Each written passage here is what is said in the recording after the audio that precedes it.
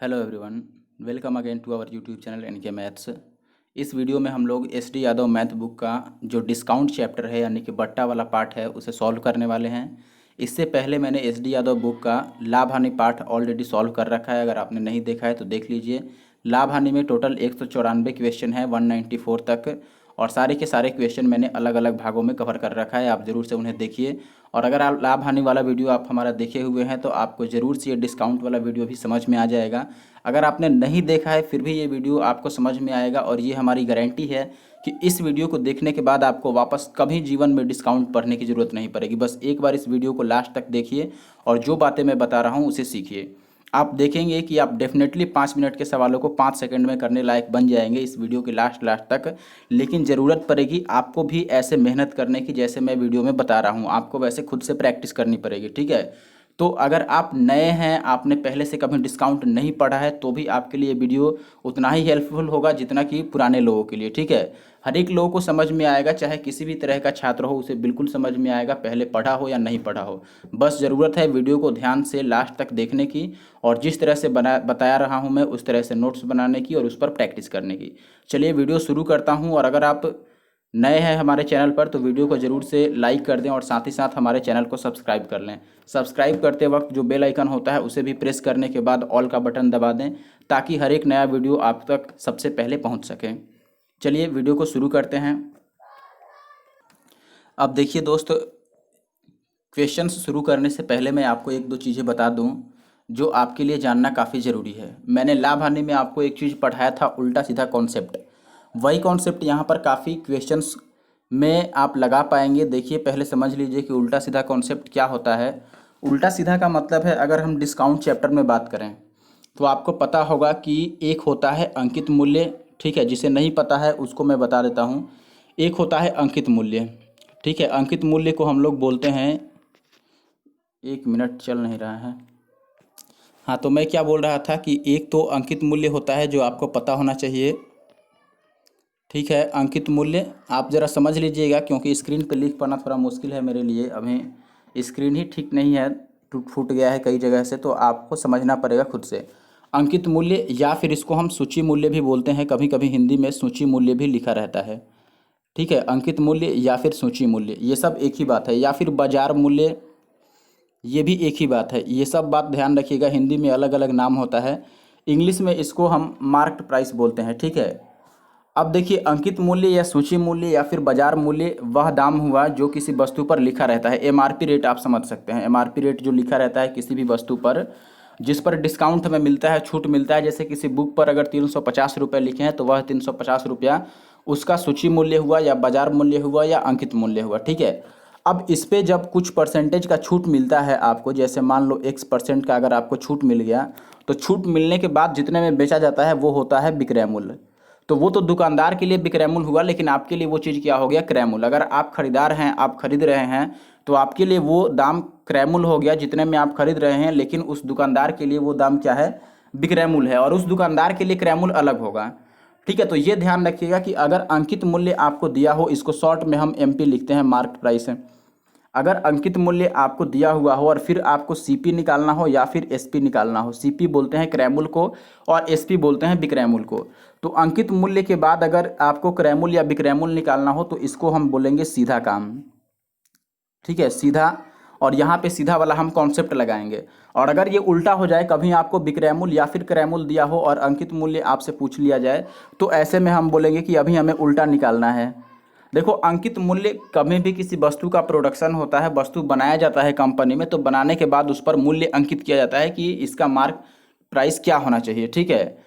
और उसी अंकित मूल्य के हिसाब से उस पर छूट भी निर्धारित किया जाता है कि अगर कंपनी से बेचा जाएगा तो कितना छूट होगा। फिर कंपनी से जो थोक विक्रेता खरीदेगा या फिर डीलर खरीदेगा, वो किसी दुकानदार से बेचेगा तो कितना छूट दे करके बेचेगा। फिर दुकानदार अगर किसी आदमी को, ग्राहक को बेच रहा है, कस्टमर को, तो वहाँ पर कितना छूट दिया जाएगा। तीनों जगह छूट अपना अलग अलग होता है, ये ध्यान रखिएगा, ठीक है। ऐसा नहीं कि आपको दुकानदार जितना छूट देता है, दुकानदार जहाँ से खरीद के लाया होगा, दुकानदार को भी उतना ही छूट मिलेगा, ये जरूरी नहीं है, ठीक है। दुकानदार का छूट अलग होता है और दुकानदार जो हमें छूट देता है वो अलग होता है।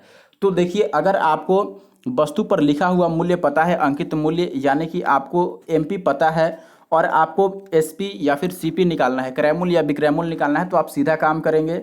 और अगर क्रैमुल या बिक्रैमुल दिया है फिर आपसे अंकित मूल्य पूछ लिया तो फिर उल्टा काम करेंगे। अब सीधा और उल्टा में करना क्या है ये समझ लीजिए। सीधा कहाँ पर करना है काम और उल्टा कहाँ पर करना है ये तो आप समझ गए होंगे, लेकिन सीधा में आपको करना क्या है और उल्टा में आपको क्या करना है ये समझ लो अब। ठीक है, देखो मैं बता देता हूँ। जैसे मान लो अब आपको कभी दे दिया गया कि हमारे पास अंकित मूल्य जो है एमपी ये 1000 रुपया है। ठीक है, और आपसे ये बोल दिया गया कि डिस्काउंट जो मिलता है यानी कि छूट जो मिलता है वो एक बार 10% का मिलता है और दूसरी बार 20% का मिलता है। फिर आपसे पूछ दे कि आप बताओ कि विक्रयमूल्य कितना हुआ, अब कितने में बेचा जाएगा। यानी कि किसी वस्तु पर दाम तो 1000 रुपया लिखा है और उस पर छूट दे दिया गया एक बार 10% का, फिर दूसरी बार छूट दे दिया गया 20% का, और फिर आपसे पूछ रहा है कि अब उसका दाम कितना होगा।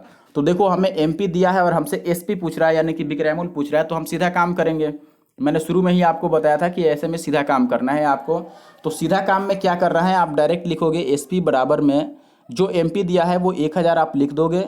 ठीक है, और उसके बाद देखो डिस्काउंट का मतलब इतना परसेंट छोड़ दिया जाएगा और ये छूटता है 100% में से। ठीक है, तो आप लिखोगे कि 100% में से अगर 10% माइनस हो जाएगा तो कितना मिलेगा, 90% मिलेगा। ये तो पहला बार का छूट हुआ। दूसरा बार वाले छूट में देखो 20% जो था ये छूट दिया गया, तो 100 में से अगर 20% छूट दे दिया जाएगा तो कितना मिलेगा आपको, 80% मिलेगा। तो 80/100 यही आपको गुना करना है। ठीक है, तो यहाँ पर आप काट लोगे तो ये 2 जीरो से 2 जीरो कटेगा और फिर 2 जीरो से ये 2 जीरो और आपको मिल जाएगा 72 और फिर जीरो, 720 रुपये में बेचा जाएगा। ये तो हुआ सीधा काम, इसको हम लोग बोलेंगे दोस्त सीधा काम। अब आशा है कि आप सीधा का मतलब समझ गए होंगे। सीधा का मतलब है कि जो एमपी दिया है उसे हम लिख देंगे और जो भी डिस्काउंट दिया होगा उसको 100 में से घटाएंगे और 90/100 लिख देंगे। फिर 20 दिया है तो इसको भी 100 में से घटाएंगे और 80/100 लिख देंगे और काटने के बाद जो आएगा वो आपका विक्रय मूल्य बनेगा।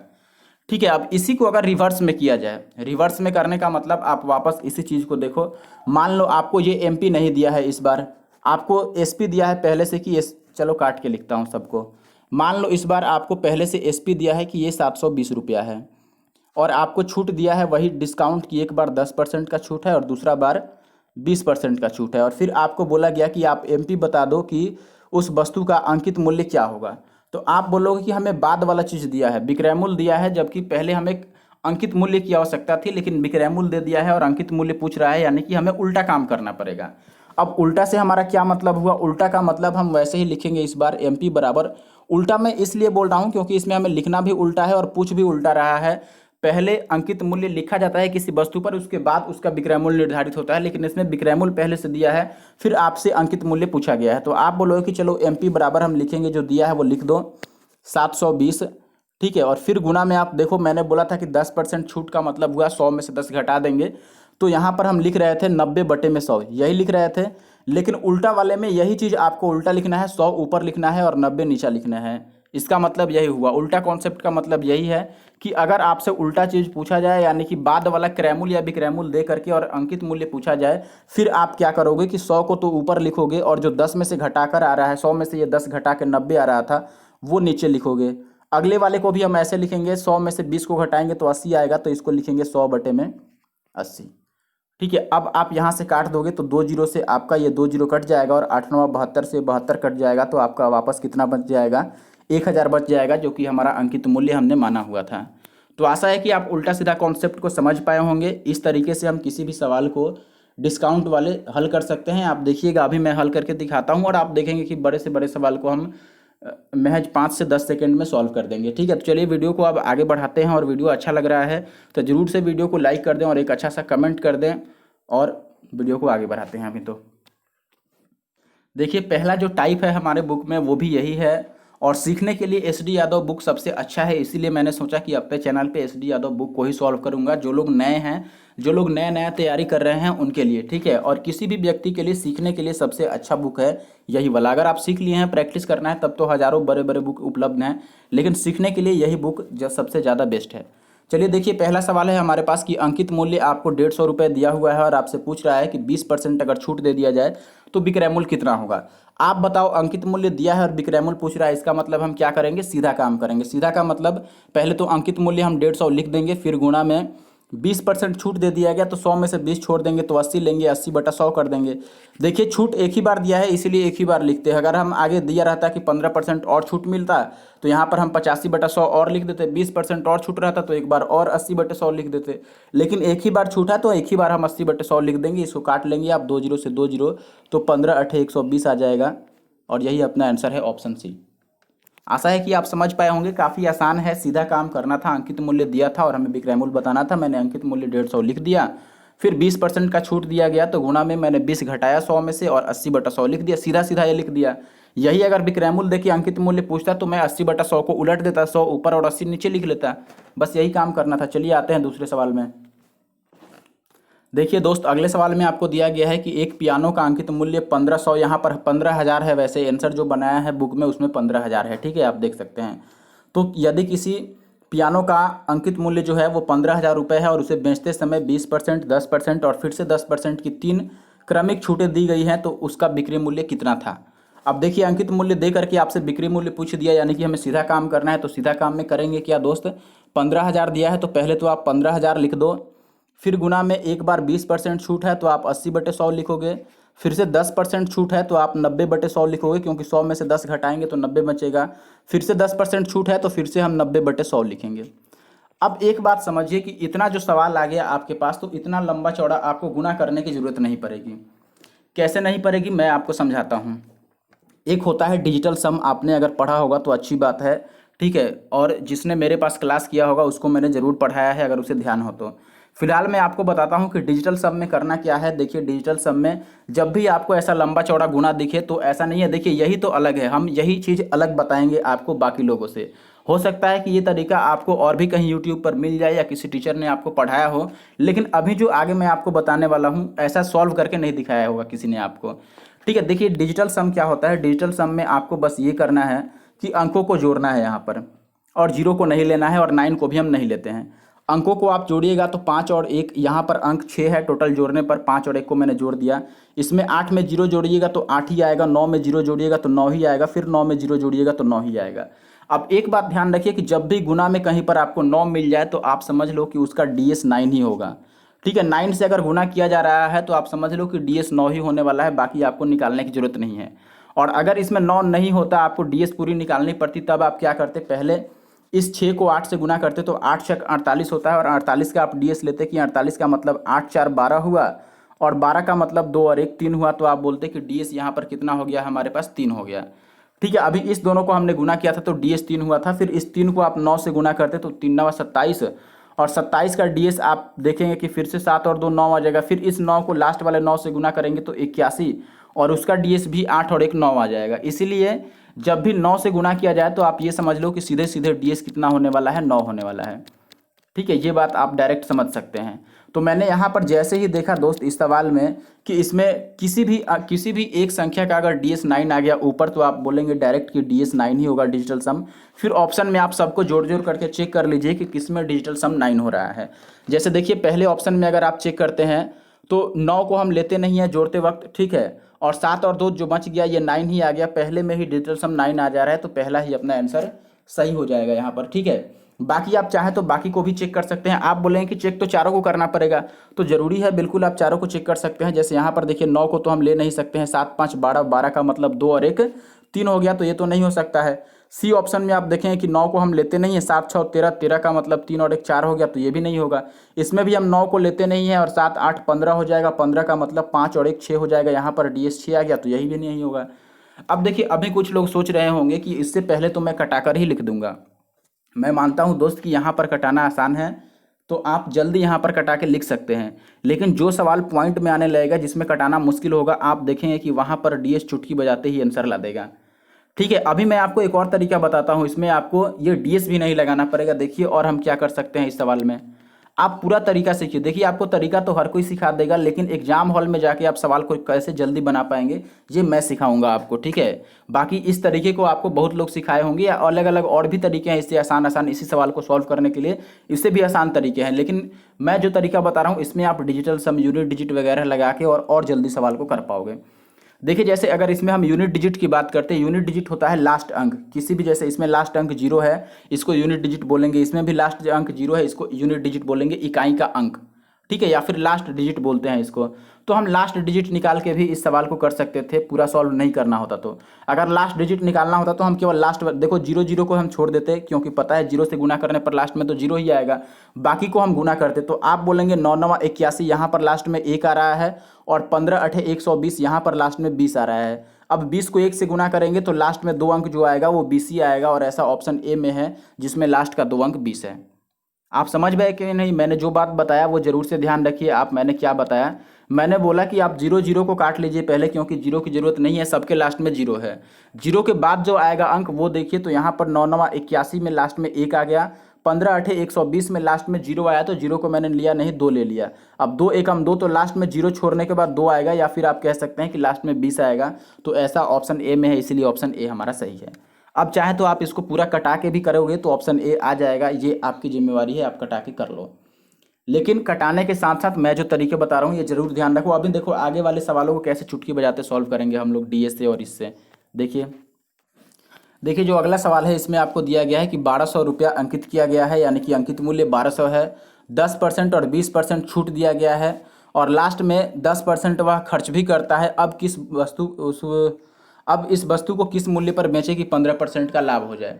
तो देखिए कितना लंबा चौड़ा बात लिख दिया है, आप देख करके घबरा जाएंगे कि यार ये तो काफ़ी बड़ा हो गया, और देखो मैं लिखूंगा भी तो बड़ा लगेगा।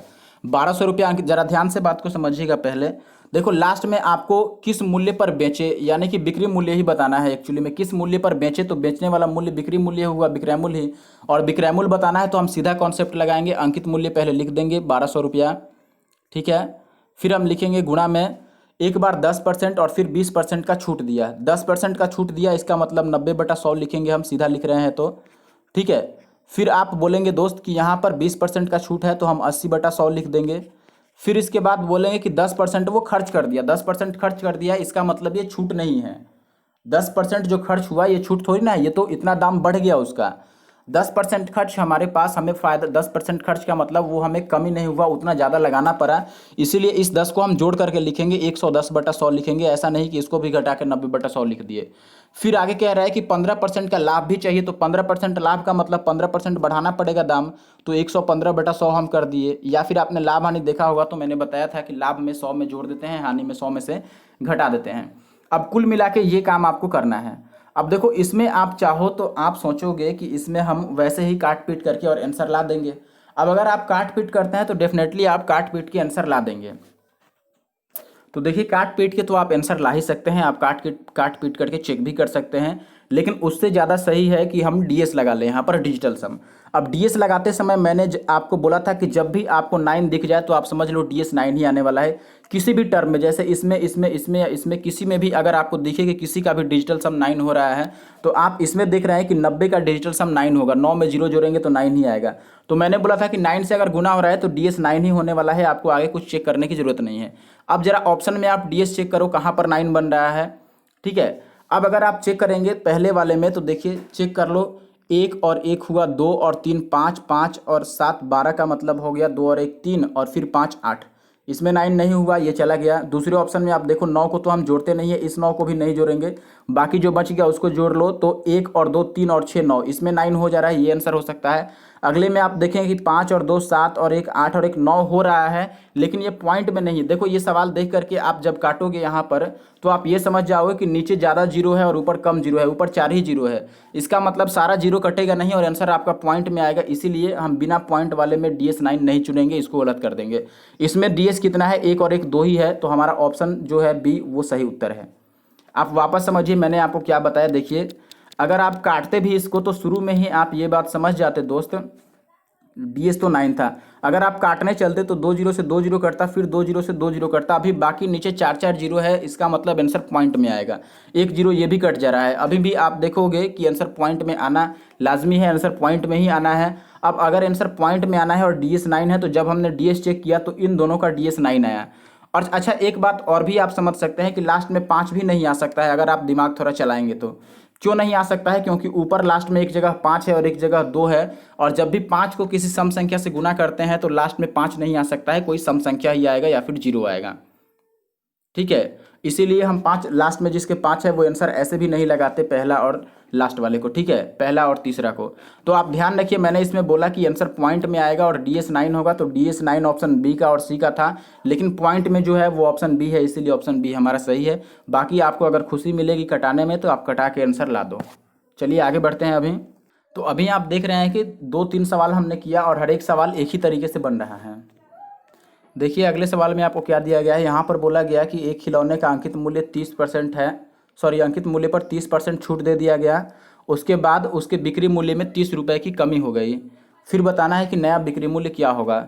देखिए आप सीधा सीधा बात समझिए, आपको ये बोला गया है कि अंकित मूल्य पर अगर 30% छूट देंगे तो रुपया में 30 रुपये का छूट बनेगा, और ऐसे में आपको अब कितना में वो वस्तु मिलेगा या बिक्री मूल्य कितना हुआ ये बताना है। आप बताइए कि 30% छूट का मतलब कितना दिया है सवाल में, रुपया में ये बराबर है 70 रुपया के बराबर, सॉरी 30 रुपया के बराबर है ना, 30 रुपया के बराबर है, और हमें बताना है कि नया वाला मूल्य कितना बनेगा। देखिए अगर आप 30% छोड़ देंगे तो नया वाला मूल्य कितना बनेगा, 70% मिलेगा, ठीक है। अब देखिए जब 30 30 के बराबर है तो 70 भी 70 के बराबर होगा और 70 हमारा आंसर हो जाएगा, और कुछ दिक्कत नहीं है इसमें, ठीक है, 70 अपना आंसर होगा, यानी कि ऑप्शन ए जो है ये सही उत्तर है। आगे बढ़ते हैं अब पांचवा। देखिए पांचवे में आपको दिया गया है कि अंकित मूल्य इतना है, उस वस्तु पर इतना इतना इतना छूट दिया गया, तो शुद्ध बिक्री मूल्य क्या होगा। सवाल बिल्कुल सेम है, अंकित मूल्य दिया है, 3 छूट दिया गया है, बिक्री मूल्य बताना है, तो बिल्कुल पहले दूसरे तीसरे सवाल जैसा आप कर लेंगे। देखो और थोड़ा दिमाग और चला दिया तो आप सोचोगे कि इसमें 10% छूट है, 10% छूट का मतलब 100 में से 10 घटाएंगे तो 90/100 तो आना ही है भाई, 90/100 आने का मतलब 1/9 दिख गया, इसका मतलब DS तो 9 ही बनेगा। अब DS9 बनेगा तो ऑप्शन में आप जरा चेक कर लो कहाँ पर DS9 है। देखो ये 8 और 1 9 तो हम लेंगे नहीं, ये 9 लेंगे नहीं, 7 5 12 DS9 नहीं हुआ। इसमें आप देखो तो आप बोलेंगे 8 और 1 9 हो गया, लेते नहीं है, बाकी 7 6 13 और 5 18, 18 का मतलब DS9 हो गया। देखो 18 में फिर 8 और 1 को जोड़ेंगे तब 9 आएगा, यानी कि ये अपना आंसर है ऑप्शन बी। बाकी किसी चीज़ को चेक करने की जरूरत नहीं पड़ेगी, आप चाहो तो चेक कर भी सकते हो। इसमें 8 और 1 ये 9 हो गया, अब 9 को तो लेते नहीं है, बाकी को जोड़ो तो 7 7 14 और 6 20 हो गया, 20 का मतलब 2 और 0 जोड़ेंगे तो 2 आ जाएगा। वैसे ही इसको चेक करोगे 9 नहीं आएगा, तो DS से हम इजीली सॉल्व कर पाए इसको कि आंसर जो होगा वो हमारा ऑप्शन बी होगा, ठीक है। अब देखो आप लिख के भी ये बात कर सकते थे, ऐसा नहीं है, आप 20,000 लिखते अंकित मूल्य, फिर बोलते कि पहला बार 10% छूट है तो 90/100, फिर अगला बार 5% छूट है तो 95/100, यानी कि 5% हम छोड़ेंगे तो 95 बचेगा, ठीक है। तो आप लिखते कि 95/100, फिर आपको 2% का छूट है तो 98/100। अब देखो आप काट तो लोगे इजीली भाई, ये 4 0 5 0 से 5 0 आपका साफ हो गया। अभी आप देख रहे हो कि 98 है, 95 है, 9 है, तो गुना करते रह जाओगे आप, लेकिन क्यों हम गुना करेंगे भाई इतना, हम जब देख रहे हैं कि ऊपर 9 मिल गया तो काटने पीटने की जरूरत ही नहीं है, DS हम 9 चेक कर लेंगे जो कि ऑप्शन बी में है, बस बाकी काम खत्म, ठीक है। आगे बढ़ते हैं, और वीडियो अच्छा लग रहा है तो जरूर से लाइक और कमेंट कर दो अभी अभी। अच्छा देखिए छठे सवाल में आपको बोला गया है कि 4,000 किसी वस्तु का दाम है और उस पर 5% का छूट मिल गया तो उसका बिक्री मूल्य कितना होगा। बिल्कुल सेम सवाल है, छोड़ दूं मैं, 4,000 लिख दोगे, 5% का छूट है यानी कि 95/100। आप चाहो तो इसको गुना कर लो ऐसे कटा करके, और 95 चौका कितना हो जाएगा, तो 5 चौका 20 का 0 और 9 चौका 36 और 2 38, एक 0 कहीं पर छूट गया, ये 4,000 था तो एक 0 और आएगा, 3800 आएगा, ऑप्शन सी। देखो इससे भी बेहतरीन होगा कि आप ऐसे लिख लो, 4,000 को 4,000 ही लिख लो, और देखो 5% का मतलब क्या हुआ, 10% में मैंने लाभ हानि में कई बार आपको बताया है, 10% का मतलब इसमें से एक 0 हटा देंगे तो जो बचेगा वो 10% होता है।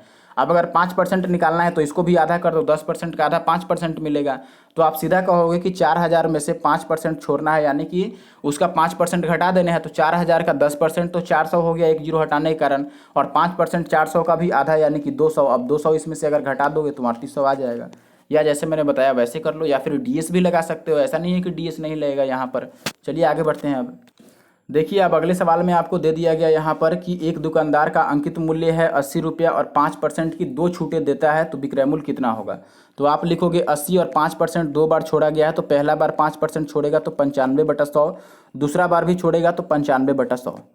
अब देखो इसको आप काटोगे और फिर गुना करोगे, पॉइंट में आंसर आ रहा है, आप समझ गए होंगे, लेकिन आपके लिए गुना करना बड़ा हो सकता है, इसीलिए मैं चाहूँगा कि आप DS लगा लो, सबसे बेहतर होगा।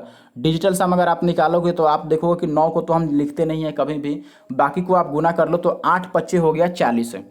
देखो केवल अंक को गुना करना है, 0 नहीं लेते हैं, 8 25 40, 40 में 4 और 0 का डिजिटल सम कितना हो गया 4, क्योंकि 0 तो हम लेंगे नहीं, और 4 को फिर 5 से गुना करोगे तो 4 पचे 20 आएगा, और 20 में हम 0 को तो लेंगे नहीं, तो डिजिटल सम कितना हो जाएगा 2, या फिर 2 और 0 को जोड़ोगे तो डिजिटल सम 2 मिल जाएगा। अब जरा ऑप्शन में चेक करो डिजिटल सम 2 कहाँ है। इसमें तो 7 और 2 9 है, यहाँ पर 8 5 13 का मतलब 3 और 1 4 है, इसमें 7 2 9 है, इसमें देखो 7 और 2 9, 9 को हम लेते नहीं है, बच गया हमारे पास 2, तो 2 अपना आंसर है। आप चाहो तो पूरा जोड़ भी सकते हो, 7 और 2 9, और 9 और फिर 2 जोड़ोगे तो 11, और 11 में जब 1 और 1 को जोड़ोगे तो आपको डिजिटल सम 2 मिल जाएगा। तो आप देख रहे हैं कि कितनी इजीली हम सॉल्व कर रहे हैं हर एक सवाल को, कोई भी मुश्किल नहीं आ रही है सवाल को करने में, चाहे बड़ा से बड़ा गुना भाग क्यों ना आ जाए, आप चुटकियों में उसको सॉल्व कर सकते हैं। आगे बढ़ते हैं। अब 8वां सवाल देखिए। 8वें सवाल में आपको दिया गया है कि 350 रुपया अंकित मूल्य है, 2 छूट दिया गया, तो विक्रय मूल्य क्या होगा। आप ऐसे ही लिखोगे 350।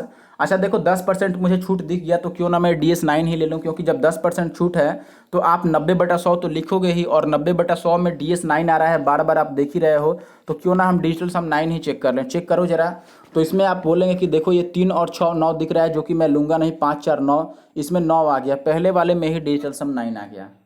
अब बताओ बाकी क्या करें हम। दूसरे में चेक करोगे तो 5 2 7 और 2 9, देखो 9 बनाने की कोशिश करो। जब भी डिजिटल सम चेक करना है तो आप कोशिश करो, देखो किसको किसको जोड़ के 9 आ सकता है, उसको पहले ही छांट दो। बाकी इसमें 3 बचा, तो 3 तो डिजिटल सम चाहिए नहीं हमें। देखो इसमें 5 4 9 हो जाएगा, तो 2 2 4 बचेगा, डिजिटल सम नहीं हो रहा है। इसमें भी 5 और 4 9 हो जाएगा, तो 2 3 6 बचेगा, डिजिटल सम 9 नहीं है। ठीक है, पहला ऑप्शन अपना आंसर है। आप देख रहे हैं कि कितना इजीली, बिल्कुल लिखने की भी जरूरत नहीं है।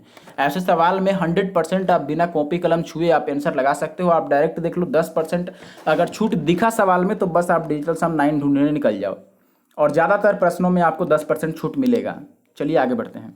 देखिए अभी आपको टाइप 2 आ गया। टाइप 2 में क्या दिया गया है, अंकित मूल्य से क्रय मूल्य ज्ञात करना। ठीक है, यानी कि अंकित मूल्य दिया है, फिर आपको क्रय मूल्य बताना है। चलिए काम कर लेते हैं। देखिए क्या दिया है सवाल में, आपको 825 रुपया कीमत पर्ची पर लगी है, यानी कि पर्ची पर लिखा हुआ है 825 रुपया घड़ी पर। अब ये लिखा है यानी कि ये अंकित मूल्य हो गया। अब उस पर 2 छूट दिया गया, एक तो 20% का, फिर अच्छा 20% का छूट देने से 10% का लाभ हुआ है, तब आपको बताना है कि क्रय मूल्य कितना हुआ। तो देखिए अंकित मूल्य दिया है और क्रय मूल्य पूछ रहा है, तो हम सीधा काम करेंगे। मैंने बोला था कि अंकित मूल्य दे करके और क्रय मूल्य विक्रय मूल्य पूछे तो सीधा काम करेंगे। तो सीधा आप 825 लिख देंगे। एक बार 20% का छूट है तो आप लिखोगे 80/100। फिर आप देख रहे हो कि 10% का लाभ है, लाभ हम जोड़ते हैं तो आप लिखोगे 110/100। ठीक है, अब चाहो तो आप काट लो या डिजिटल सम ले लो, जो आपको ज़्यादा बेहतर लगे। ठीक है, आप काट भी सकते हो इसको। एक सेकेंड, नहीं, यहाँ पर थोड़ा गलत हो गया, कॉन्सेप्ट अलग है। देखिए आप वापस समझ लो जरा क्या करना है। जब आपको ये 2 चीज़ दिया हो, जरा ध्यान रखिएगा। अभी आपको अंकित मूल्य पर ये 20% का छूट दिया है और 10% का लाभ दिया है, तो जब भी छूट के साथ यानी कि डिस्काउंट के साथ लाभ या हानि दिया हो, तो आप डायरेक्ट ये काम कर सकते हैं कि आप MP और CP का रेशियो ले लीजिए। आप ज़रा ध्यान दीजिएगा मैं क्या बात बता रहा हूँ आपको। कर तो हम वैसे भी सकते थे, लेकिन मैंने थोड़ा गलत लिख दिया था, उसमें 11 नीचे लिखना था और कुछ नहीं। आप कर वैसे भी सकते थे। ठीक है, यहाँ पर बहुत ध्यान से बात समझिएगा। ये टाइप 2 है और यहाँ से थोड़ा सा सवाल चेंज हो रहा है हमारा, तो हम तरीका भी थोड़ा सा चेंज करेंगे। आप ध्यान रखिएगा कि जब भी आपको छूट दिया हो प्रतिशत में और लाभ या हानि दिया हो प्रतिशत में, तो आप डायरेक्ट MP और CP का यानी कि अंकित मूल्य का और क्रय मूल्य का रेशियो निकालिए। रेशियो कैसे निकालते हैं, तो जो छूट दिया जा रहा है वो लिखेंगे हम क्रय मूल्य के पास। ठीक है, और जो लाभ या हानि होगा वो लिखेंगे अंकित मूल्य के पास। ठीक है, अब देखो अगर हम छूट देखे हैं यहाँ पर 20% का छूट है, अगर 100 में से 20 घटाओगे तो ये 80 आ जाएगा, तो इसको मैं CP के पास लिख दूंगा। फिर 10% का लाभ है, तो 10 लाभ हमेशा जोड़ते हैं 100 में, अगर 100 में जोड़ेंगे तो ये 110 बन जाएगा, तो इसको हम लिख देंगे MP के पास। अब इसमें अगर कभी भी आपको कन्फ्यूजन हो तो ये करने के बाद दोनों में जो भी बड़ा है वो MP के पास लिख दीजिए और जो छोटा है वो CP के पास लिख दीजिए। और आपको पता है कि छूट का मतलब घटाना होता है, तो घटाने वाला चीज़ हमेशा छोटा होगा, इसीलिए छूट वाला हमेशा हम CP के पास लिख देंगे, क्योंकि वही छोटा बनेगा। ठीक है, तो कन्फ्यूजन नहीं होना चाहिए कि जोड़ना किस में है घटाना किस में है। जो बड़ा आ रहा है वो MP बनेगा, जो छोटा आ रहा है वो CP बनेगा। हमेशा आपको छूट प्रतिशत, छूट वाला घटा के CP के पास लिख देना है और लाभ वाला जोड़ के MP के पास लिख देना है। अब ये जैसे ही हमने लिख दिया, इसके बाद ये रेशियो है, तो जो कट रहा है वो हम कटा देंगे। 0 से 0 कट गया तो 11:8 आ गया। अब सवाल में आपको क्रय मूल्य बताना है। क्रय मूल्य 8 है, यानी कि आंसर हमारा 8 से कटेगा। या फिर आप ऐसे नहीं चेक करना चाहते हैं तो आप देखो, हमें सवाल में ये जो दिया है 825, ये अंकित मूल्य दिया है। अंकित मूल्य के सामने हमारे हिसाब से 11 आ रहा है, यानी कि इस 11 का मतलब सवाल में आपको 825 दे रखा है। तो आप बोलोगे कि 1 का मतलब कितना होगा, 11 से काटोगे तो 11 सत्ते 77 और 11 पचे 55, 1 का मतलब 75 हो गया। तो 8 का मतलब हमें बताना है। 8 का मतलब क्यों, क्योंकि हमें सीपी बताना है जो कि रेशियो में 8 आ रहा है। तो आप 8 का मतलब बोलोगे 75 गुना 8, 75 गुना 8 का मतलब 600। ठीक है, 75 गुना 8 का मतलब क्या हो गया 600, यानी कि ऑप्शन बी जो है वो हमारा सही उत्तर है। देखो मैं वापस समझाता हूँ आपको क्या करना है। इसी चीज़ को आपको एमपी लिखो एक बार, फिर सीपी लिखो, और जो छूट वाला है उसको 100 में से घटा के सीपी के पास लिख दो, तो 20 को 100 में से घटाएंगे 80। लाभ वाला 100 में जोड़ के एमपी के पास लिख दो, तो ये 110 हो गया। अब इसको कटा लो जो कट रहा है, और जो सवाल में दिया है, अगर अंकित मूल्य दिया है तो अंकित मूल्य वाले के बराबर लिख दो उतना 825। अगर क्रैमुल सवाल में दिया रहता तो हम 8 के बराबर इसी को लिखते। ठीक है, अब 11 अगर 825 के बराबर है तो 1 बराबर इसको काटोगे तो 75 बार में कटेगा, और 8 के बराबर आपको निकालना है। तो अगर 8 से आप गुना करते हो तो ये आ जाएगा 8 पचे 40 का 0, और 8 सत्ते 56 और 4 60, यानी कि 600 आ जाएगा। ऑप्शन बी सही है। अब इसी चीज़ को आप बटा में भी लिख सकते हो। एक बार और जरा गौर फरमाइएगा आप, अगर बटा में लिखना है तो आप चाहो तो बटा में भी लिख सकते हो कि एमपी बटा अगर सीपी हमें लिखना है। बात वही है, सीपी के सामने जो लिखोगे आप 100 में से घटाकर लिखोगे 20 को, तो ये 80 लिख दोगे। ऊपर 10 जोड़ के लिखोगे, एमपी के सामने 110, ये कट जाएगा। 11 का मतलब आपको 825 दे रखा है, तो 8 का मतलब कितना हो जाएगा, ये 75 गुना है तो ये भी 75 गुना हो जाएगा, और आ जाएगा आपका आंसर 600। अब आशा है कि आप समझ पाए होंगे, और देखोगे कि हर एक सवाल लाइन बाय लाइन आपको सेम कॉन्सेप्ट में मिलेगा। आते हैं 10वें। देखिए 10 नंबर में आपको दिया गया है कि 10% छूट देने के बाद 20% का लाभ होता है। देखो एक बार छूट दिख गया, एक बार लाभ दिख गया, तो आप डायरेक्ट लिख लो वही बात कि चलो हम छूट लिखते हैं, तो एमपी और लिखेंगे फिर सीपी। एमपी के पास तो लिखेंगे लाभ वाला, यानी कि ये 120 हो जाएगा, और छूट वाला लिखेंगे हम सीपी के पास, तो 10% छूट घटा दोगे तो ये 90 आ जाएगा। अब चाहो तो आप इसको काट लो, पहले ये 0 से 0 कट जाएगा, और ये 4 तियाँ 12 और ये 3 तियाँ 9, ये कट गया। अब आपको अंकित मूल्य दिया है 500, अंकित मूल्य के सामने है कितना 4, तो 4 का मतलब सवाल में 500 दिया है, और हमसे पूछ रहा है 3 का मतलब। तो 4 का मतलब अगर 500 होगा तो 1 का मतलब कितना होगा, 4 से इस 2 जीरो को हम 100 मान के 25 चौके 100 कटा देंगे, तो 1 का मतलब 25 पचे 125 आ गया, और हमें 3 का मतलब बताना है, तो 3 का मतलब हो गया 375, यानी कि ऑप्शन बी जो है वो हमारा सही उत्तर है। आसान है, आप बात को ईजिली समझ पाएंगे, आपको कुछ भी करने की जरूरत नहीं है, जैसे मैं बता रहा हूँ वैसे आप सीखते जाइए। चलिए आगे बढ़ते हैं। अब देखिए 11 नंबर सेम सवाल है, इसीलिए मैं इसको छोड़ रहा हूँ, आप खुद से कर लीजिएगा। देखिए 12 नंबर भी सवाल सेम ही है, मैं इसे भी छोड़ना चाहता था, लेकिन इसमें एक पॉइंट में दिया हुआ है, तो हो सकता है कि आप सोचें कि पॉइंट वाला था इसलिए सर ने छोड़ दिया, तो मैं छोड़ नहीं रहा हूँ, मैं करके आपको दिखा देता हूँ कि पॉइंट में हो तो भी आपको घबराने की जरूरत नहीं है, आप इजीली सॉल्व कर पाओगे। ठीक है, फिलहाल जो मैं एक जैसे सवाल छोड़ता हूँ, अगर आपसे नहीं बने तो आप कमेंट करके बता सकते हैं, लेकिन मुझे नहीं लगता है कि जिस तरह से मैं बता रहा हूँ इस तरह से आपको प्रैक्टिस करने के बाद सवाल छूटने वाला है आपसे, आप जरूर सवाल को सॉल्व कर पाओगे। देखो छूट दिया है और यहाँ पर लाभ दिया है, और दोनों प्रतिशत में है, तो हम वही काम करेंगे कि एमपी और सीपी लिख लो। एमपी के पास तो हम लाभ वाला लिखेंगे, तो देखो 4.5 जोड़ना है आपको 100 में, तो ये बनेगा 104 पॉइंट में 5, कितना बन जाएगा दोस्त, 100 में अगर हम 104.5 बन गया ये। और जो छूट है ये तो घटाएंगे 100 में से, और सीपी के पास लिखेंगे तो 95 हो जाएगा, ये 5 घटाओगे तो। अभी देखो इस पॉइंट को अगर हटा देते हैं तो यहाँ 0 आ जाएगा, और इनको काट के रेशियो निकाल लो, तो देखो 95 से काटोगे तो 95 एक बार में, और फिर 95 एक बार में, ये कट गया, तो 100 11 और 10 का अनुपात आ गया हमारे पास। और निर्धारित मूल्य आपको दिया है, निर्धारित का मतलब अंकित मूल्य दिया है, तो अंकित मूल्य के सामने है कितना 11, इसका मतलब 11 का मतलब सवाल में दिया है, और वो कितना दिया है हमको 275 दिया है। ठीक है, अब हमसे पूछ रहा है 10 का मतलब, आप देखो 11 का मतलब इतना है, तो ये कितना बार में कटेगा, तो आप बोलेंगे 11 दूना 22, और 11 पचे 55, 25 बार में कट जा रहा है, तो 25 दहाँ का कितना हो गया 250। 1 का मतलब अगर 25 है तो 10 का मतलब 250 हो जाएगा। ऑप्शन ए जो है ये हमारा सही उत्तर है। आगे बढ़ते हैं। अब देखिए 13 और 14 मैंने छोड़ दिया है क्योंकि वो सेम तरह का सवाल है, 15 भी सेम ही तरह का सवाल है, फिर भी मैं कर देता हूँ ताकि आपको आप भूले नहीं। देखिए आपको एमपी और सीपी का रेशियो लिखना था, कैसे, एमपी के पास लिखना था लाभ वाला, तो 125 ये बन जाएगा। सीपी के पास लिखना था छूट वाला, तो छूट कितना है 10%, तो ये 90 बन जाएगा।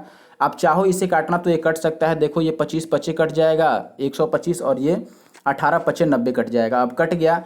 अब आपको अंकित मूल्य 50 दिया है, अंकित मूल्य के सामने कितना है 25, 25 का वैल्यू अगर सवाल में 50 दिया गया है, यानी कि ये 2 गुना है, तो 18 का वैल्यू भी 2 गुना हो जाएगा, कितना हो जाएगा 18 दूना 36, यानी कि ऑप्शन सी अपना सही उत्तर है। तो एक ही तरीके का हर एक सवाल है, इसीलिए मैं छोड़ता हुआ आगे बढ़ रहा हूँ, अब डायरेक्ट जहाँ से सवाल चेंज होगा वहाँ पर पहुँचूंगा।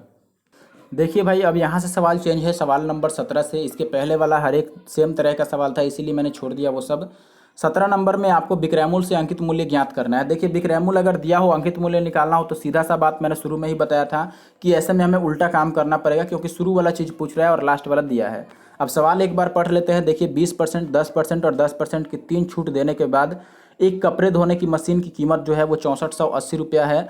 तो आपको आरंभिक अंकित मूल्य पूछ रहा है। देखो बाद का मूल्य दिया है, विक्रय मूल्य दिया है और अंकित मूल्य पूछ रहा है, तो हमें उल्टा काम करना पड़ेगा। हम 6480 को तो लिख देंगे और फिर गुना में लिखेंगे इन सबको उल्टा करके। 20% छूट है तो 100 बटा में 20 छूट था, इसीलिए 100 में से 20 घटा के लिखेंगे 80। फिर 10% का छूट है तो 100 में से कितना मिला आपको 90। फिर 10% का छूट है तो 100 बटा में 90। देखो उल्टा कॉन्सेप्ट में यही है कि 90 80 ये सब नीचे आएगा और 100 ऊपर चला आएगा। अब इसको आप चाहें तो काट लें, इजीली कट जाएगा। देखिए 3 जीरो से पहले तो आप 3 जीरो साफ कर लीजिए, तो ये 3 जीरो साफ हो गया। फिर देखो आप ये समझ लो कि नीचे 8 9 9 है और अगर पॉइंट में आंसर नहीं है, इसका सीधा मतलब है कि ये जो आपको वैल्यू दिया गया है ये 8 से भी कटेगा, 9 से भी और 9 से भी कटेगा। तो चलो मैं 9 से पहले काट देता हूँ। अगर आप 9 से काटते हैं इसको तो 9 से कट जाएगा, 9 से 63 और 9 दूना 18, 72 बार में, और 8 9 72 से 72 साफ हो जाएगा। यानी कि ऊपर आपको 2 बार 100 बचा, 2 बार 100 का मतलब 10,000। ऑप्शन बी जो है वो अपना सही उत्तर है। कॉन्सेप्ट मैंने शुरू में ही बता दिया है तो ज़्यादा समझाने की जरूरत नहीं है अब।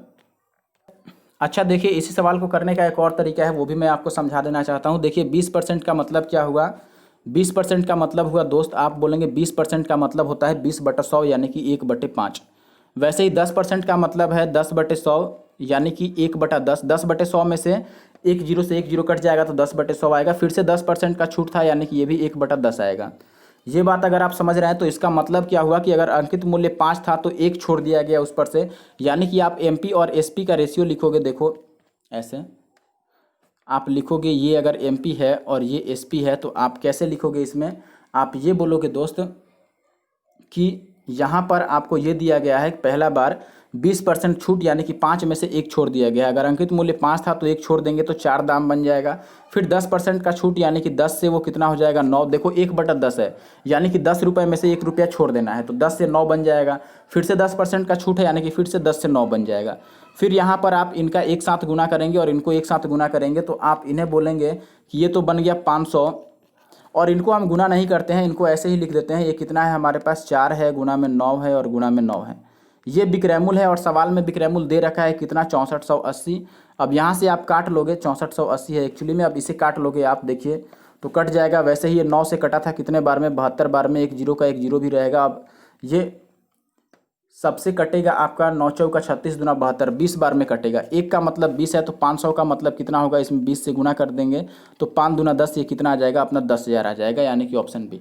तो ये तरीका भी आप ध्यान में रख सकते हैं। किसी किसी सवाल में ये तरीका आपके लिए ज़्यादा बेहतर होगा। तो मैं आपको दिखाऊंगा अगर ऐसा कोई सवाल आया तो। चलिए आगे बढ़ते हैं अब। देखें भाई अगले सवाल में आपको दिया गया है कि अंकित मूल्य पर 20% का छूट दिया गया, फिर 12% का और अतिरिक्त बट्टा दे दिया गया। बट्टा का मतलब भी छूट ही होता है, ठीक है। तो रेडियो का बिक्री मूल्य अगर 704 है अब, तो अंकित मूल्य कितना होगा? देखो आपको लास्ट वैल्यू 704 बिक्री मूल्य दे दिया और अंकित मूल्य पूछ रहा है तो उल्टा लिख देंगे। एक बार 20% का छूट है तो 100 ऊपर लिख देंगे, 20% छूट का मतलब 80। फिर से 100 ऊपर लिख देंगे और 12% का छूट है तो 88 नीचे।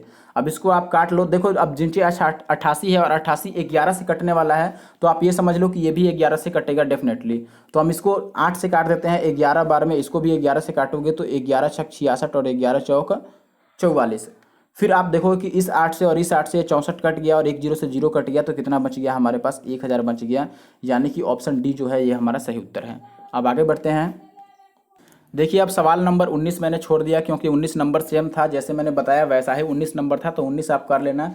20 नंबर में आपको देखो दिया हुआ है यहाँ पर छूट प्रतिशत और फिर 56 रुपये का लाभ होता है, यानी कि अंकित मूल्य पर 23% का छूट दे देते हैं तो 56 रुपये का लाभ हो जाता है। यदि उसका लाभ ये 10% रहा हो तो अंकित मूल्य कितना होगा? थोड़ा सा अलग सवाल है, आप समझ लीजिए। आप किताब में सोल्यूशन देखेंगे तो बिल्कुल आपको बड़ा लगेगा, लेकिन मेरा सोल्यूशन बिल्कुल भी आपको बड़ा नहीं लगेगा।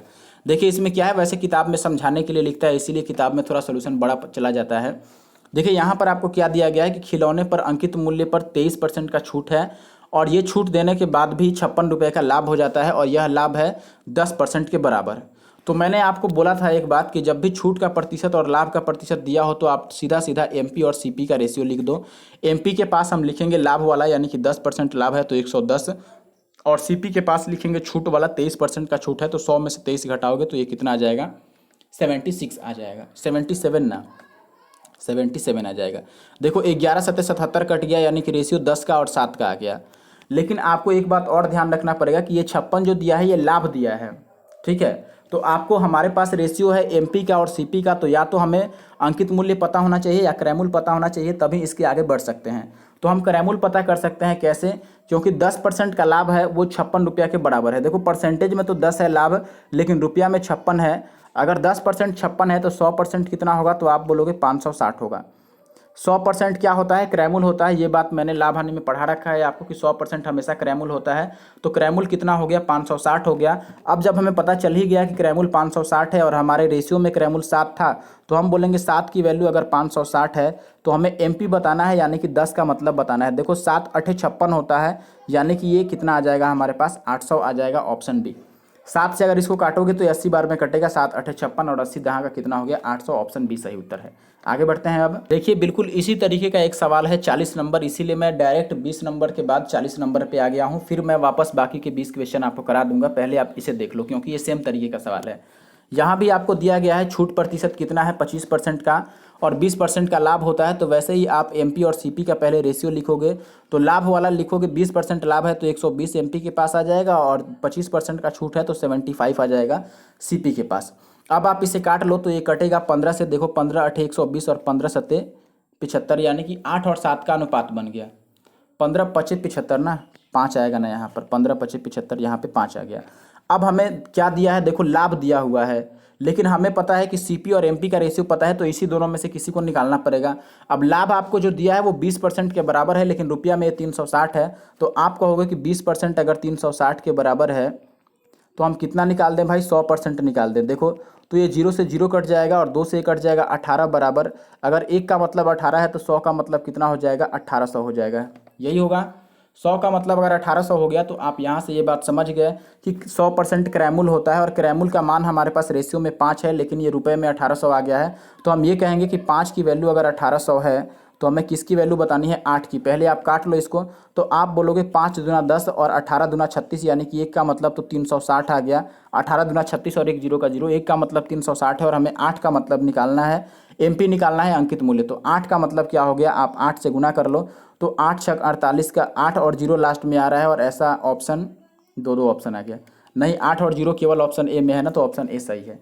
लास्ट में 8 0, देखो मैंने 0 को लिखा नहीं, मैं पूरा क्यों नहीं गुना किया, मैंने यहाँ पर देखा कि 8 की वैल्यू निकालनी है, तो 8 से जब भी हम गुना करेंगे तो 8 से 0 में गुना करोगे तो 0 ही, फिर 8 छक 48, यानी कि लास्ट में 8 और 0 आ गया। मैंने जैसे ही ये देखा तो पहले ऑप्शन की तरफ नज़र ले गया कि कहाँ पर लास्ट में केवल 8 0 है, ऑप्शन ए में, तो बाकी गुना भाग करने की ज़रूरत नहीं रह गई। अब आते हैं वापस 21 22 देखते हैं। 21 नंबर सवाल देख लो। 21 नंबर में आपको बोला गया है कि 15% छूट देने से इतना रुपया में खरीदा गया, तो अंकित मूल्य कितना था। 15% छूट देने के बाद इतना में खरीदा गया है और अंकित मूल्य पूछ रहा है। अंकित मूल्य पूछने का मतलब हमें उल्टा काम करना है। तो जो हमें दिया है 37.40 और उल्टा करना है, तो हम 100 तो ऊपर लिख देंगे और नीचे लिख देंगे 15% छूट है, तो 100 में से 15 घटाओगे तो 85। अब देखो इस 100 से इस पॉइंट को काट सकते हैं, क्योंकि पॉइंट हटाएंगे तो 2 0 नीचे आ जाएगा, जिससे वो 100 कट जाएगा। अब मैंने आपको बोला था कि नीचे जैसे आपने देखा कि 85 है और 85 17 पचे होता है, यानी कि ये 17 से कट रहा है। तो आप ये समझ लो कि ऊपर वाला भी 17 से कटेगा, क्योंकि कोई भी आंसर पॉइंट में नहीं है। तो आप डायरेक्ट ऊपर वाले को 17 से काटो, तो 17 दूना 34, 17 दूना 34 और 0 का 0, और ये 5 बार में कटा है, 5 बार में ही कटा था ना, 5 से 17 पचे 85 बिल्कुल। अब 5 से इसको कटा दो तो ये 5 के 20, 5 के 20 कट जाएगा 44 बार में, यानी कि ऑप्शन बी जो है वो सही उत्तर है, 44 आपका आ जाएगा। चलिए आगे बढ़ते हैं। 22 नंबर सवाल देख लो। 22 नंबर में 10% का छूट दिया गया, ठीक है, फिर 6% का एक बार और छूट दिया गया और 846 में बेचा गया, तो अंकित मूल्य कितना था। बिल्कुल सेम सवाल है, मैं छोड़ देता हूँ, ठीक है। सवाल नंबर आप चाहो तो इसको 18 जैसा कर सकते हो, 18 19 जैसे बना है वैसे ही कर लेना आप। बिल्कुल सेम सवाल है, इसीलिए मैं इसको छोड़ दे रहा हूँ, ठीक है। और अगर फिर भी नहीं समझ में आए तो आगे वाला मैं करूँगा, तो वहाँ से आप देख लेना। आगे वाला एक और सवाल ऐसे कर देता हूँ, मैं लिख देता हूँ आपको कि आपको अंकित मूल्य बताना है, तो आप लिख लो, उल्टा काम करना है, 846 लिख दो, और गुना में जैसे छूट है 10% छूट है तो 100/90 लिख दोगे, फिर एक बार 6% छूट है तो 100/96 लिख दोगे। अब बस इसे काट पीट लो, आपका आंसर आपके सामने आ जाएगा। चलिए अब आगे बढ़ते हैं। 23 नंबर देख लो, पॉइंट में है इसीलिए कर देता हूं, वरना इसको भी नहीं करता, क्योंकि इसमें भी आपको बिक्री मूल्य दिया है और अंकित मूल्य निकालना है। विक्रयमूल्य देखिए अंकित मूल्य निकालना है यानी कि उल्टा काम करना है, तो 740 हम लिख देंगे। और उल्टा काम का मतलब 100 तो ऊपर लिख देंगे और 100 में से ये 7.5 घटा के नीचे लिख देंगे। 7.5 कैसे घटाएंगे 100 में से, पहले 7 घटा लो तो 93 आ जाएगा, 93 में से आधा और घटाओगे तो ये 92.5 आ जाएगा। अब 92.5 आपको काटना है, तो ये कैसे काट सकते हैं, देखो इस पॉइंट को हटा के आप ऊपर जीरो ले जाओ और आप डीएस लगा लो, सबसे बेहतर होगा। देखो डीएस कैसे लगाएंगे, यहाँ पर जब बटा के नीचे 100 नहीं है, ये है, तो देखो इसमें 9 को तो हम लेंगे नहीं क्योंकि 9 को डीएस में जोड़ते नहीं हैं। ये 5 और 2 जोड़ेंगे तो 7 आ जाएगा। जैसे नीचे डीएस अगर 7 आता है तो ऊपर हम 4 से गुना करते हैं, ये ध्यान रखिएगा। तो ऊपर अगर हम 4 से गुना करेंगे तो डीएस कितना बन जाएगा, देखो 7 4 11 है यहाँ पर, आप जरा ध्यान लगाओ। एक बार वापस समझो, पहले मैंने बोला कि 9 को तो हम नहीं जोड़ते हैं, तो 9 जोड़ा नहीं मैंने, 5 और 2 7 आ गया। अगर बटा के नीचे 7 है तो बटा के ऊपर आपको 4 से गुना करके और तब डीएस निकालना होता है, ठीक है, ये ध्यान रखना। तो ऊपर 7 4 कितना हो गया 11, 11 का मतलब डीएस 2 हो गया, 1 और 1 2, और इस 2 को इस 4 से गुना करोगे तो 4 दूना 8, यानी कि डीएस आपको 8 चाहिए और 8 डीएस ऑप्शन सी में है। आप देख रहे हैं 800 में जोड़ने पर 8 आएगा, डीएस ऑप्शन सी अपना सही उत्तर है। चाहो तो आप इसको कटा के भी आंसर ला सकते हो, आपको शौक हो तो। 24 नंबर सवाल देख लो, 10% छूट दिया है, 20% का लाभ दिया है, तो अंकित मूल्य कितना है, लागत मूल्य यदि 450 है। तो ऐसा सवाल तो मैंने शुरू में ही आपको बता दिया है, फिर भी कर देता हूं। देखो अगर छूट प्रतिशत और लाभ दिया हो तो मैंने बोला था कि एमपी और सीपी का रेशियो लिख लो। एमपी के पास लाभ वाला लिखेंगे तो ये तो 120 हो गया, और सीपी के पास जो छूट मिलता है वो लिखेंगे तो 100 में से 90 छोड़ दोगे तो ये 100 में से 10 छोड़ दोगे तो ये 90 मिलेगा। सवाल में लागत मूल्य दिया है कितना 450, लागत मूल्य हमारे हिसाब से 90 है, तो आप बोलोगे कि 90 का मान अगर 450 है, यानी कि 1 का मान हो जाएगा 9 5 45 5, और हमें 120 का मान बताना है, तो 120 का मान हो गया 12 5 60, यानी कि कितना 600। ऑप्शन ए अपना सही उत्तर है। आगे बढ़ते हैं अब 25 नंबर सवाल देख लो। 25 में आपको बोला गया कि 800 लागत मूल्य है और 10% छूट दिया गया और फिर इतना % लाभ भी मिला, निर्धारित मूल्य बताना है। सेम सवाल है, एक बार छूट प्रतिशत दिया है, एक बार लाभ प्रतिशत, मैंने बता दिया अभी पीछे, आप कर लेना। 26 भी सेम है, आप देख रहे हो यहाँ पर लाभ प्रतिशत दिया है, यहाँ पर छूट प्रतिशत दिया है। अगर लाभ प्रतिशत और छूट प्रतिशत दिया था तो हम एमपी और सीपी का रेशियो लेते हैं और ऐसे आप कर लोगे, इसी आशा है। आगे बढ़ते हैं अब देखिए 27 और 28 सेम था, 26 27 28 सेम था, इसीलिए मैंने छोड़ दिया, और वैसा कई सारा सवाल मैंने पीछे बता दिया है। तो बेकार में वीडियो लंबा मैं नहीं करना चाहता हूं, क्योंकि अपलोडिंग में दिक्कत आ जाती है, एडिटिंग में दिक्कत आ जाती है, इसीलिए जो सेम तरह के सवाल हैं उन्हें मैं छोड़ दे रहा हूं। आप खुद से कर लेना, इतना ये आपकी जिम्मेवारी है, आप उतना तो कर ही सकते हैं। अगले सवाल में 29 नंबर जो सवाल है ये बिल्कुल 18 नंबर जैसा है, तो इसे भी मैं छोड़ रहा हूँ, ठीक है, आप इसे जरूर से सॉल्व कर लीजिएगा। 2 बार आपको छूट दिया गया है और फिर आपको विक्रय मूल्य दे दिया है और अंकित मूल्य पूछ रहा है, तो आप उल्टा कॉन्सेप्ट लगा लेना। 18 नंबर सवाल जैसा उल्टा कॉन्सेप्ट लगाओगे बन जाएगा। देखिए 30 नंबर जो सवाल है बिल्कुल सेम है, 18 नंबर सवाल जैसा ही है। एक्चुअली में ये सवाल नंबर 18 ही है, आप समझ लो, तो आंसर एक ही आ जा रहेगा मुझे लगता है, क्योंकि 18 नंबर में भी इसमें 20% छूट वहाँ पर भी था और 12% का छूट था और 704 में बेचा गया था, तो बिल्कुल सेम सवाल है ये, 18 नंबर जैसा ही आप कर लेना, ठीक है। आगे देखते हैं। देखिए सवाल नंबर 34 तक एक ही जैसा था, 31 32 33 34 ये सब सेम था, इसीलिए मैं इनको छोड़ दिया मैंने इन सारे सवालों को। आप खुद से इनको कर लेना, ठीक है, जो भी सवाल थे ये एक जैसे थे, इसीलिए मैंने छोड़ दिया है, आप खुद से कर लेना। 35 नंबर सवाल मैं बताता हूँ, थोड़ा सा अलग है, हालांकि अलग नहीं है, ऐसा सवाल तो मैंने बता ही दिया है कि जब छूट प्रतिशत और साथ में लाभ या हानि दिया हो तो हम क्या करते हैं। यहाँ पर देखो लागत मूल्य तो दिया है आपको, छूट प्रतिशत दे दिया है और 10% का हानि दिया है, यहाँ पर लाभ नहीं दिया है, तो हम वही काम करेंगे, काम तो वही करना है एमपी और सीपी का। मैंने बोला था कि छूट वाला सीपी के पास लिखते हैं, 100 में से आप 20 घटा दोगे तो ये 80 आ जाएगा, और जो हानि या लाभ वाला है वो एमपी के पास लिखेंगे तो 10% की हानि से ये 90 बन जाएगा। ये भी मैंने बोला था कि बड़ा वाला एमपी के पास आएगा, बड़ा वाला आया है। अब 0 से 0 काट लोगे तो रेशियो कितने का आ गया, 9 और 8 का। आपको सवाल में लागत मूल्य दिया है, यानी कि क्रय मूल्य दिया है सीपी, सीपी के सामने है कितना हमारा 8, यानी कि हम ये कहेंगे दोस्त कि 8 की वैल्यू सवाल में कितनी दे दी, 28,000 रुपये दे दी, और आपको निकालनी किसकी है, आपको निकालनी है 9 की। अच्छा एक बात बताओ, अगर 9 का मतलब निकालना है तो DS 9 आएगा, ये भी समझ लेना। जब भी 9 का वैल्यू निकालना हो तो DS 9 आएगा, आप DSC 9 चेक कर लो, या फिर आप ये समझ सकते हैं यहाँ पर कि जो आंसर आएगा वो 9 से कटेगा।